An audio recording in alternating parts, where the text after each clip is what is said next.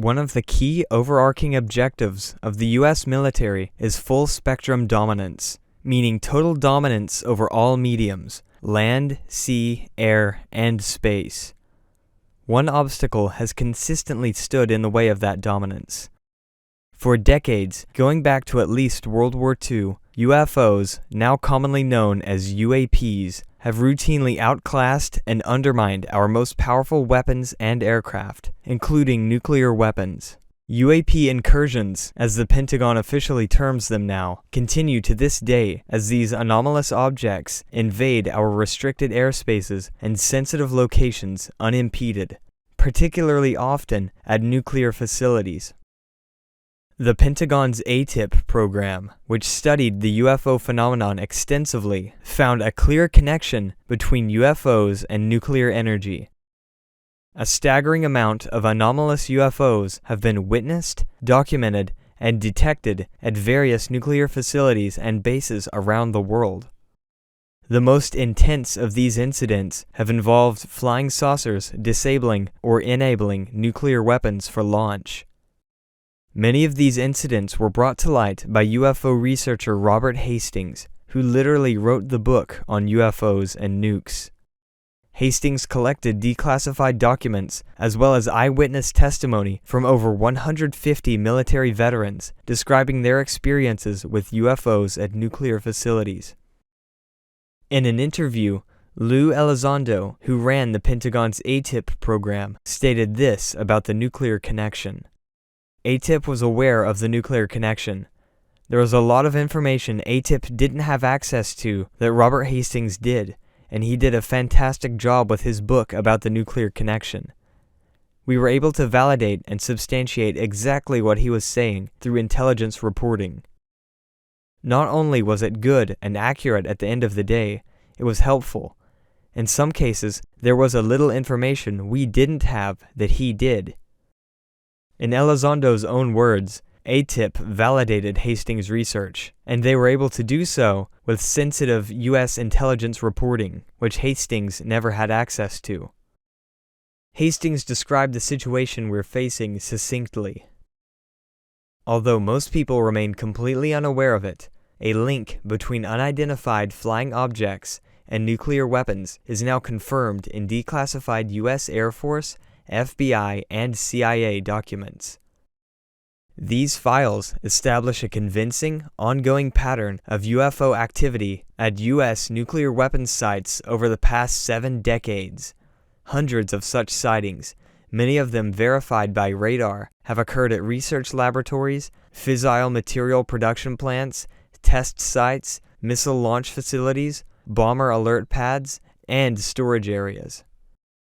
Are the intelligences controlling these anomalous crafts interested in our nuclear technology, our weapons and energy systems? Is this a malevolent show of force from an intelligence greater than man? Nellis Air Force Base in Nevada, just outside of Las Vegas, is just one among many such locations haunted by UFO activity and high strangeness. It has recently been propelled back into the UFO discussion following the claims of UFO whistleblower Jason Sands, who described UFO incidents at Nellis. There is even a famous video of a UFO hovering over the Nellis test range in 1994, which was leaked to the public.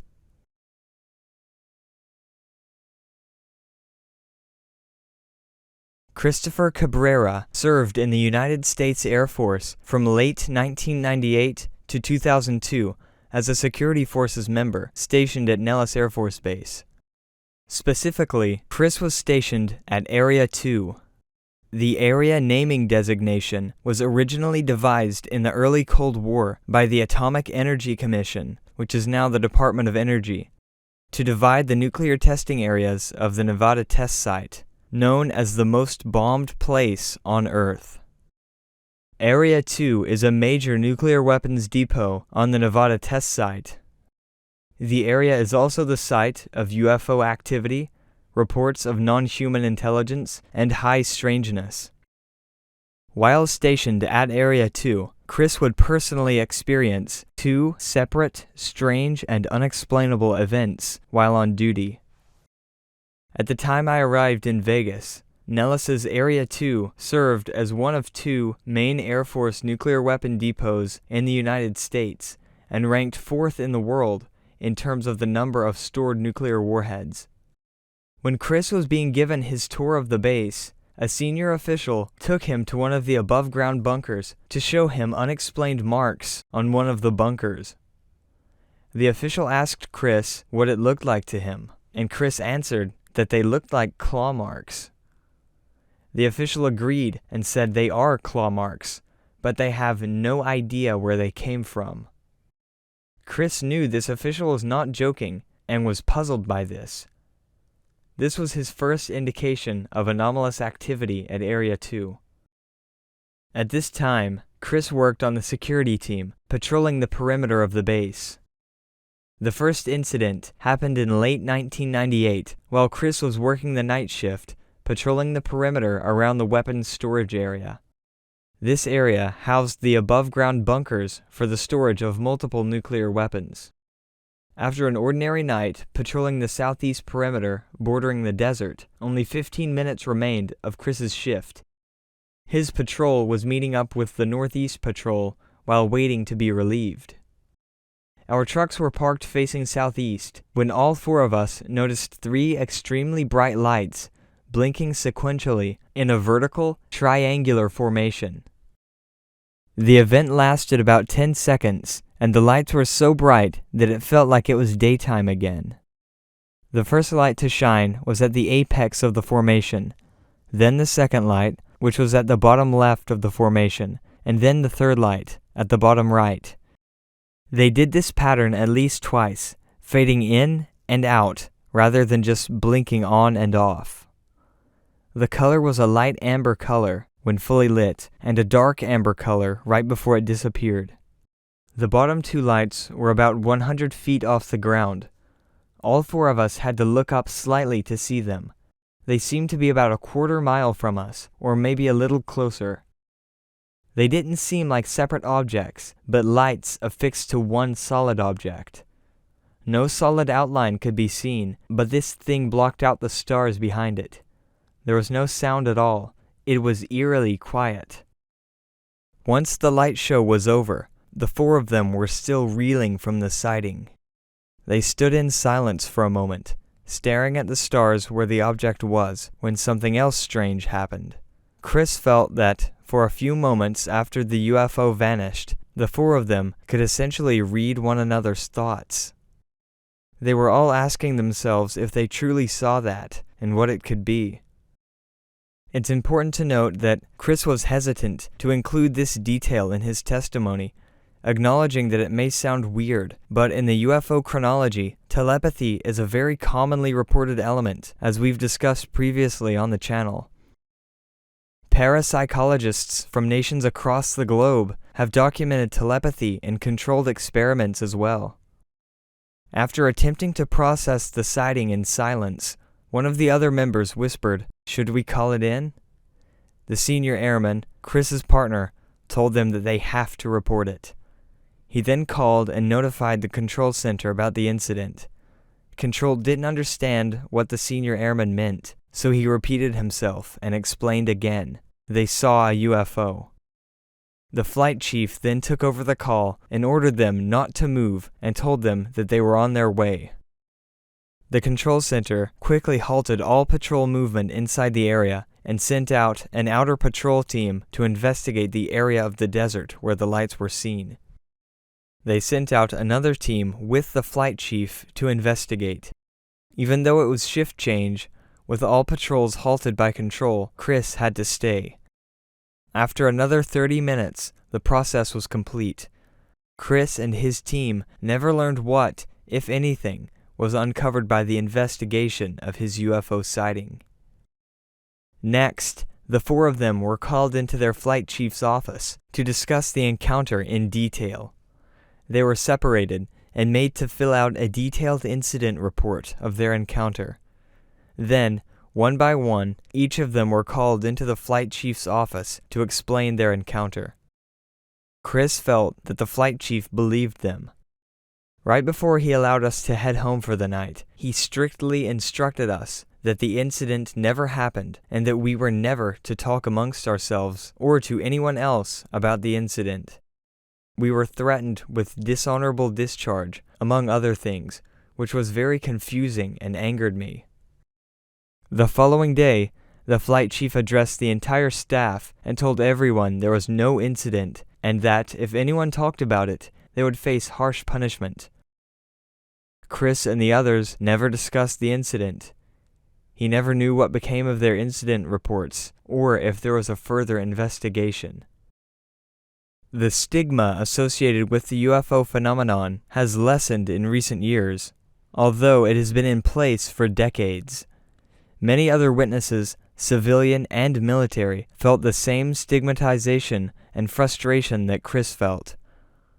Military witnesses often describe being told that they didn't see what they saw, and that they will be punished if they dare to speak about the phenomenon. During a routine daily exercise at Area 2, Chris was instructed by the flight chief to retrieve a mannequin dummy used as a prop for a training exercise. The dummy was in an odd storage room with a large metal door. As soon as Chris managed to pull open the metal door, quote, "The energy hit me like a ton of bricks. It was just something about that place that wasn't right." The storage room was pitch black, so Chris used his flashlight to search for the dummy. While searching and shining his flashlight on the ground, Chris was startled to see a pair of feet illuminated by his light. He quickly realized that it was just the dummy's feet. As he grabbed the dummy and began to walk away, something told Chris to turn around. He turned and saw a black mass in the shape of a human standing inside the storage room. It looked like a person, but it didn't have definitive edges or shapes. It was like a black blob with a rounded shape at the top, as a head atop its shoulders, if you could call them that. As soon as the entity began to move, Chris got away from the storage room as fast as possible and shut the metal door behind him. Because of his prior sighting, Chris knew better than to report the incident. He knew he would be risking his career to do so. He reasoned that it would only draw more unwanted attention to himself. Chris later learned through conversations with others at Nellis that the storage room was allegedly not always a storage room. It used to have an elevator which went underground, suggesting that there was a subterranean part of the base unknown to most. Chris heard rumors that something went wrong in the underground portion of the base, so that area was sealed off and the room became a storage room. He also heard from others who have been in the storage room claimed that they had the sense they were being watched. Others even claimed to witness objects move on their own. Chris was supposed to be discharged in late July of 2002, but was held for 2 more months. Chris says that every now and then his team was tasked with working on off-site locations and other bases. One of the other sites was Indian Springs, or Creech Air Force Base, 30 miles from Nellis. In late September of 2002, Chris was sent to Creech Air Force Base to fill in for a shift. He was supposed to have a partner for his shift, but no one else showed up, so he proceeded to work his schedule on his own. At 5 p.m., I was eagerly anticipating the end of my shift, but no one showed up to relieve me. I called Nellis to get an update, and was told that there was a slight delay and that I would be picked up soon. About 45 minutes later, I decided to step out of the ECP, entry control point, and get some air. It was dark by this time, and the environment seemed different to me, almost foreign. I looked at the night sky. It was a cold, crisp night with tons of stars. For some reason, I felt compelled to look behind me towards the base. When I did, an amber-red orb caught my eye as it hovered motionless over Indian Springs. I stared at it for about 2 minutes, when suddenly a red beam shot from the orb and hit the side of the nearest mountain. The beam lasted about 1 minute, and I noticed what looked like molten rock dripping from the mountain. The beam abruptly ceased, and the orb just disappeared. A few seconds later, the molten effect on the mountain also dissipated. This incident took me aback, and I was really eager to leave the base. Finally, I was relieved of duty about 20 minutes later and left Indian Springs for the last time. Learning what could happen from my 1998 incident, I never told anyone. My fear was that I would be dishonorably discharged and or be dropped in rank and ridiculed the rest of my time in the Air Force. These two incidents have changed my life profoundly, and I stand by what I've stated. By being careful, keeping his guard up, and asking the right people the right questions, Chris was able to gather that Nellis does have a history of high strangeness. Although I didn't experience any other incidents during the rest of my time at Area 2, others did report strange lights, disembodied voices, shadow-like humanoids, and strange claw marks. In an interview with George Knapp, Chris explained that he actually has a history of both UFO and shadow people encounters, and so does his family. Chris was only one witness out of over 150 who came forward to give their accounts of UFO activity at nuclear weapons facilities to Hastings, but only a handful of others also described entity encounters. Hastings stated, "Mr. Cabrera is only the latest in a long line of U.S. military veterans to come forward with their accounts of UFO activity at nuclear weapons facilities. I have interviewed more than 150 since 1973. However, only a handful of them have described alleged entity encounters at those sites." Hastings, who had developed a network of military sources through his research, found that the term shadow people was in wide usage at Area 2, especially among the security police team. Chris told Hastings that one of his former colleagues, an individual who we'll call Neil, arrived at Area 2 just before Chris's tour of duty ended. Neil also had encounters with the shadow people of Area 2. Hastings was able to contact this individual, who described 2 daylight encounters with the shadow people, but eventually cut all communications with Hastings out of fear of reprisal from the powers that be. Hastings found Neil to be credible and deeply impacted by his close encounters. As Neil explained to Chris, one incident began in 2000 as 2 airmen were on patrol sitting in their truck. Suddenly, they both felt the truck's weight shift, as if something was on the truck bed. They quickly looked in their rear view mirror to see a shape leap off of the truck. Unaware of the situation outside, by this time, Chris was working in the armory when another soldier rushed in and told him that there's a situation and that he needs to be armed. Chris asked him what he was talking about, and the soldier asked, "Don't you have your radio on?" Chris turned on his radio and heard an individual describe seeing a person running across the desert. He then heard him descend into a state of panic, describing seeing multiple people sprinting across the desert, which all have no features. They were all like humanoid voids. They would dive under vehicles or jump behind pillars or other hiding spots, only to vanish without a trace. Neil had another anomalous experience at Area 2. One night, Neil was patrolling the weapons storage area with his partner, Larry Angel. They sat in their truck, parked and facing the weapons storage area, when they noticed something in the air. A spherical orb of light hovered over the nuclear weapons storage bunkers. Neil was aghast by the bizarre object and asked Larry what they should do, as he was the senior airman between the two of them. Larry explained that this stuff happens all the time, but they just don't talk about it. They did nothing but simply move their truck, unnerved by the UAP. Completely separate from Chris Cabrera's testimony, Hastings heard reports of UFOs and shadow people at Area 2 from another former security policeman who had worked there from 2002 to 2008. This former SP gave Hastings his DD-214 service record, a detailed written statement, and gave a recorded interview over the phone in 2010. Hastings found him to be credible and cautious of his statements, but unequivocal nonetheless.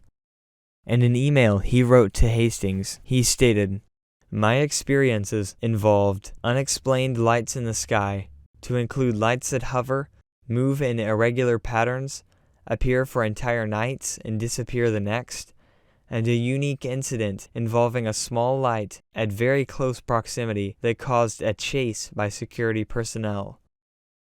Inexplicable penetration alarms with odd phenomena at the scene to include metallic taste in the air, humanoid sightings, extreme temperature differences, and loss of radio communications. Sudden commercial power failures and failure of backup generators, sightings of humanoids, shadowy figures, foot chases, and a weapons-free incident, animal mutilations, and harassment of security personnel by superiors who mandated strict secrecy." These are all recurring elements of UFO literature and UFO chronologies. Apparent electromagnetic effects disabling technology, mysterious animal mutilations, inexplicable temperature differences, and sightings of humanoids and unexplained lights in the sky are staples of the UFO phenomenon. It stands to reason that Hastings would of course find a number of humanoid reports in his data, as this is to be expected when compared to the larger UFO databases. One would expect to find a relatively small number of sightings involving animate entities, whether you want to call them humanoids, aliens, or non-human intelligence. This witness described his own close encounter of the third kind to Hastings. One night in 2004, 3 SP teams from Area 2 were sent to investigate a strange light sighted near the weapons storage compound. The teams drove to the compound but saw no trace of the light or anything that could have been the source of the light. The 6 of them decided to continue their search when only seconds later, one of the SPs spotted a strange, tall, silhouette-like figure against the moonlit sky. The figure could be no less than 8 or 9 feet tall. This humanoid quickly turned and ran, disappearing over a rise in the terrain. The 6 SPs gave chase to the humanoid, yet the being was able to vanish without a trace. Hastings wrote this about the shadow people of Area 2. The term shadow people was apparently in wide usage among the security forces posted at Area 2. Based on my admittedly limited investigation of the concept, as it has been discussed by various non-military individuals on the web, there appears to be a significant difference between online accounts and what is being reported by the former SPs I have interviewed. Shadow people, as discussed at various websites with varying degrees of credibility, are allegedly ephemeral, semi-transparent beings who can only be seen out of the corner of one's eye. They are usually reported as menacing. Descriptions involving height and other details vary widely.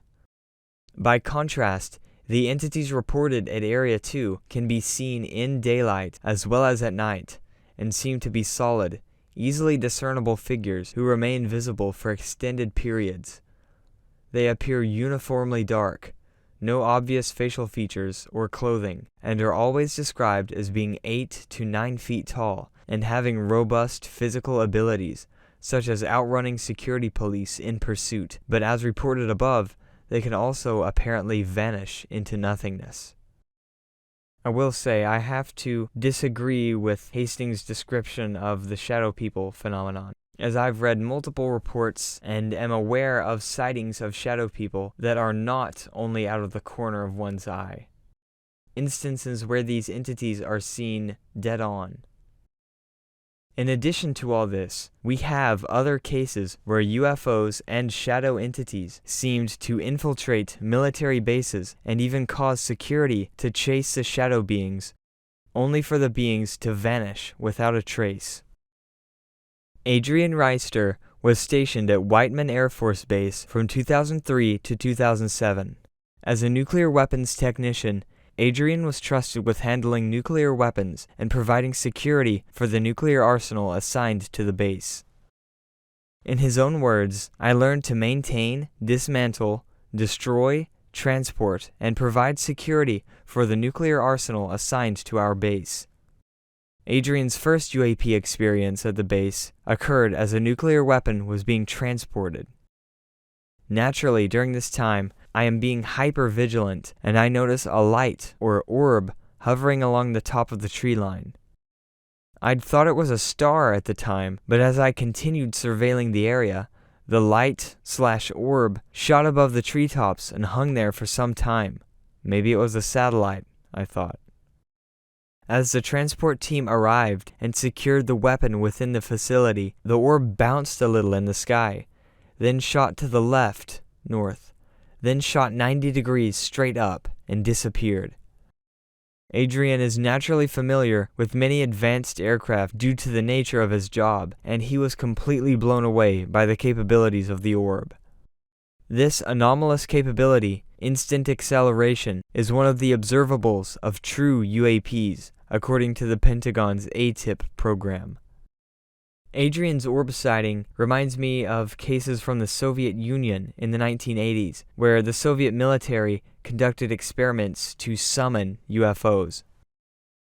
Retired Major General Vasily Yeremenko was in charge of the KGB division overseeing aircraft manufacturing, as well as collecting UFO sightings and data.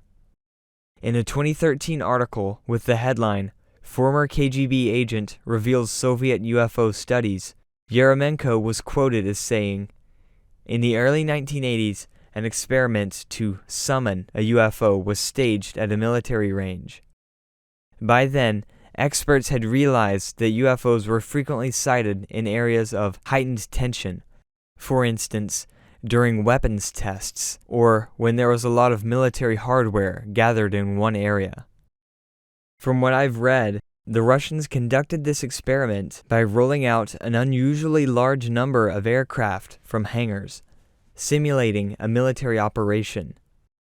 After doing this, quote, UFOs appeared with a probability of nearly 100%, according to Yeremenko.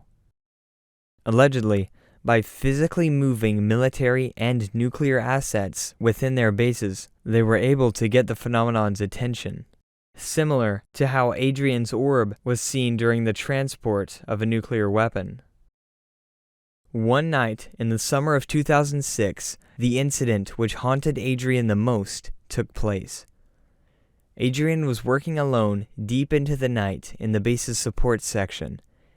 He knew that he was alone in this part of the base. As he continued working, he heard not the sound of boots he was accustomed to hearing, but bare feet in a swimming pool. The sound went away as I looked up and scanned the room. Not seeing anything, I just shrugged my shoulders and went back to work. Within a few more minutes, I heard barefoot walking again, away from the support area, and this time I got up to look around. I saw what I can't really describe as anything other than a black mass in the shape of a person standing at 6 feet. Not really a shadow, but something that was slightly blurry and didn't reflect any light. It quickly turned the corner into the admin area of the shop, and I chased after it like a madman. As I ran down the length of the wall from the support section and into the admin area, I searched high and low. There's not really a lot of places to hide in that section, just a few offices and a break room. I'd been thorough in my search, but I still ended up empty-handed. Adrian was never able to conjure up any coherent explanation for the entity. He was left with his worldview shaken. He was puzzled, yet he feared what may happen if he reported the incursion to his superiors. Nothing was ever reported, because if you did, you might be considered mentally unstable and have your clearance and PRP status revoked. No one besides authorized personnel should be anywhere near a base which stores nuclear weapons. The culture must change. If the USAF took a comprehensive approach, it would notice a pattern of similar occurrences at other bases, which should make senior officials take note. All other doors were secured at the time and had security seals that are broken if a door is opened. If that were to occur, USAF security forces are notified of a breach. On the night of the event, no seals were broken, and it cannot be explained how this figure entered and exited the facility. Hastings stated, "One might be tempted to dismiss these humanoid sightings as ridiculous ghost stories told by young, bored military guards to pass the time. However, given their personnel reliability program status, whereby a security policeman could be immediately reassigned away from guarding nuclear weapons if his mental stability were in question, these guys had absolutely no reason to go around spreading UFO and humanoid sighting stories. Nevertheless, they did, sometimes informing their superiors, whereupon they were told never to discuss the incidents again, rather than being reassigned."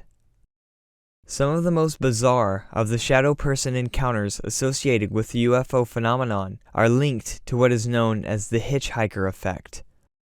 I will definitely go into greater depth on the hitchhiker effect in a later video, but to explain it briefly, it's best described as a paranormal infection following a visit to Skinwalker Ranch or a sighting of a UFO, causing the infected to cause others to begin experiencing encounters with UFO and paranormal phenomena, sometimes correlated with autoimmune symptoms and disease associated with the close encounters. This finding was considered to be one of the signature advances of the AATIP program. Quote, "Therefore, among certain people, the phenomenon can invade households, family groups, and communities, and, acting like an infectious entity, can cause these small groups harm. Skinwalker Ranch participants have transmitted the contagion to family members, many of whom in turn have been diagnosed with autoimmune disease, including Sjogren's syndrome, Hashimoto's thyroiditis, myasthenia gravis, Graves' disease, systemic lupus erythematosus, rheumatoid diseases, fibromyalgia, and more. This finding can be considered one of the signature advances from the AATIP program." J. Stratton, who was heavily involved in the Pentagon's AATIP program and was later head of the UAP task force, experienced the hitchhiker effect firsthand. During the AATIP program, Stratton investigated the Skinwalker Ranch for the Pentagon. The ranch is infamous for its long history of high strangeness, including poltergeist activity, UFO sightings, and encounters with bizarre entities. After returning home to Virginia from his first visit to the ranch, strange things began happening in the Stratton household. In time, every member of Stratton's household experienced multiple types of high strangeness. His case is truly a clear example of the hitchhiker effect. After returning from the ranch, Stratton's family began experiencing anomalous phenomena with everything from cryptid, dogman-type creatures roaming their property, orbs, poltergeist activity, and shadow people standing over their beds when they woke up. The Stratton family were not alone. Even during the National Institute of Discovery Sciences investigations of Skinwalker Ranch during the 90s, the families of U.S. scientists Colm Kelleher and Eric Davis reported waking up at night and seeing people in their bedrooms or black shadow figures walking throughout the house.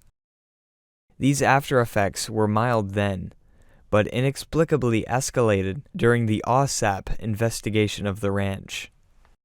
In fact, 5 out of 5 intelligence agents experienced anomalies while at the ranch and seemed to pick up the paranormal infection known as the hitchhiker effect.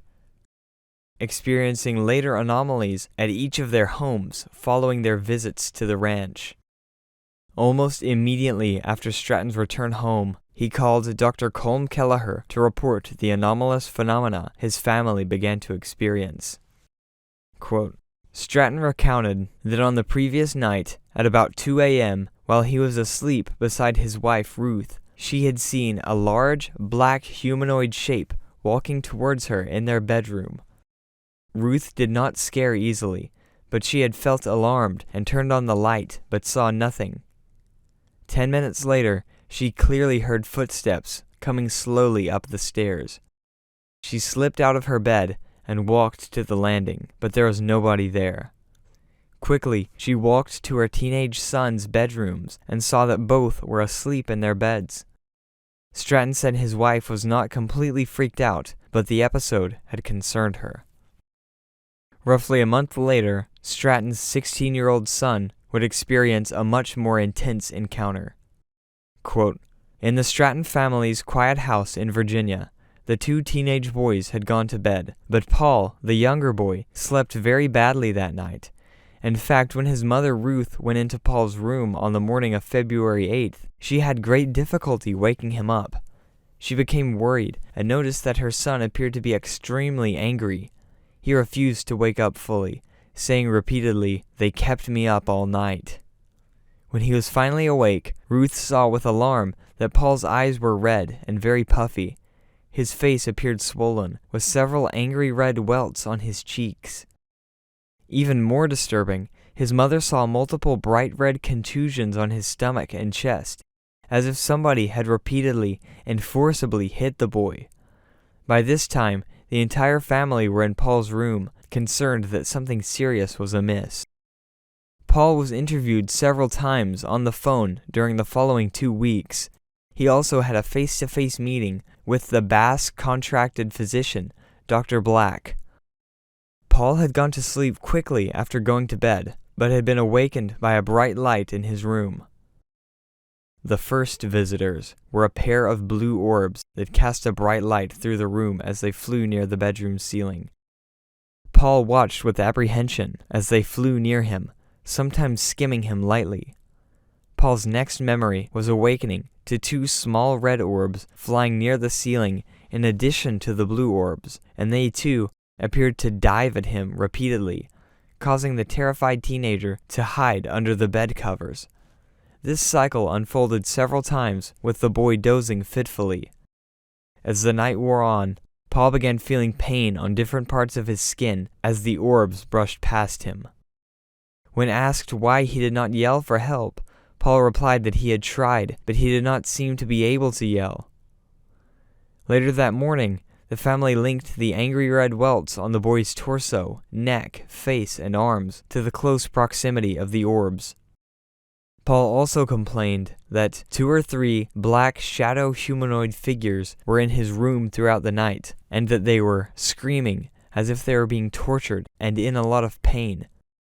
Paul, who is partially deaf, said the screaming from the figures took place telepathically in his head. He never saw the faces of the shadowy figures. The combination of the attacks from the blue and red orbs and the screaming black shadowy humanoids in his bedroom left the teenager exhausted, traumatized, and sick by the morning. His mother reported to Kelleher in a telephone interview that Paul was very nauseous and running a high fever that morning. She kept him out of school that day and made arrangements with the local urgent care to bring her son in. UFO and paranormal researcher Rosemary Ellen Guiley researched shadow people and UFOs extensively and discussed them in an interview on Psychology Today with Dr. Catherine Ramsland. Quote, "There were 2 major avenues, both involving shadow people. Dark and menacing humanoids I had been researching since 2004. I already knew a bit about the jinn from earlier research in demonology. I noticed that many cases of persistent, negative hauntings involved shadow people, so I began probing for their true identity. I discovered that many shadow people experiencers were also ET experiencers, especially abductees. Through a long process, I concluded that shadow people are a shape-shifted form taken by jinn. Therefore, there is a profound connection between jinn and bad hauntings and ET abductions. Furthermore, the footprints of the jinn are evident throughout our mythologies about ancient aliens and gods. The picture that emerged is of a major jinn involvement in all our entity contact experiences throughout history. The last thing that I wanted to talk about today is the infamous AATIP Slide 9. Former Deputy Assistant Secretary of Defense for Intelligence Christopher Mellon published a slideshow from the AATIP program on his website. The 9th slide has become infamous in the UFO community because of the chilling way it describes the AATIP's Department of Defense threat scenario. A threat potentially posed by the UFO phenomenon. The slide reads, "The science exists for an enemy of the United States to manipulate both physical and cognitive environments in order to penetrate U.S. facilities, influence decision-makers, and compromise national security."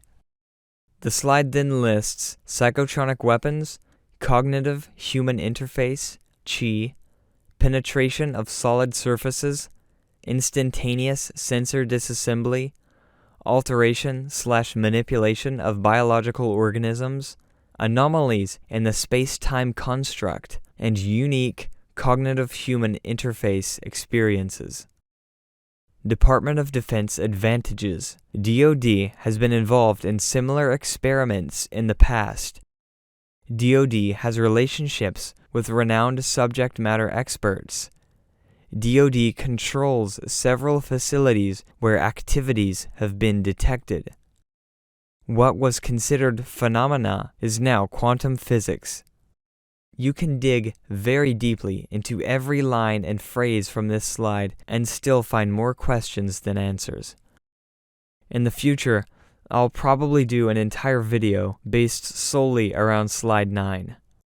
Regardless, the cases we discussed today are likely examples of what AATIP was referring to in this threat scenario presented to the Pentagon.